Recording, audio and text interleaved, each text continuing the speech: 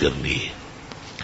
حدیث شریف ابو داؤد میں ہے، رسول اللہ صلی اللہ علیہ وسلم گھر آئے، آپ نے بی بی عائشہ ام المومنین سے پوچھا کہ عائشہ وہ بکرے کے جو دستے بنے تھے وہ ہیں؟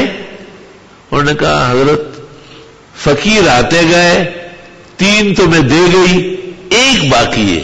آپ نے کہا ایسا نہیں کہتے، وہ جو فقیر مسکین کو دیے ہیں وہ باقی ہے، اور وہ جو ہم کھائیں گے یہ ختم ہو جائے گا، کیونکہ اس کا اجر ملے گا، ثواب ملے گا، درجات نصیب ہوں گے.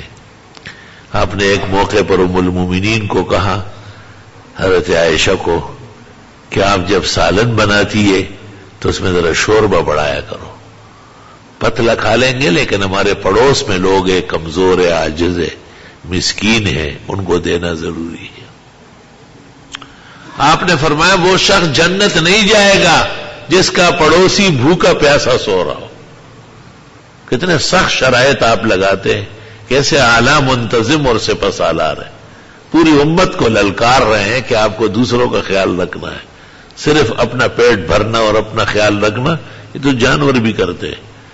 بکری چرتی ہے، گائے چرتی ہے، بھینس اتنے چارہ کھا لیتی ہے، سوج جاتی ہے، لیکن انسان کی انسانیت، درد دل کے واسطے پیدا کیا انسان کو، ورنہ طاعت کے لیے کچھ کم نتے کر روبیاں. میرے بزرگوں، بھائی اور عزیزوں، ایک تو یہ کہ آخرت کا خیال رکھنا ہے اور وہاں کے لیے اچھے اعمال جمع کرنے ہیں، اور عمل وہ ہے جو سنت کے مطابق ہو، اور سنت کا بہترین معیار دنیا کے اندر فقہ ہے. الفقہ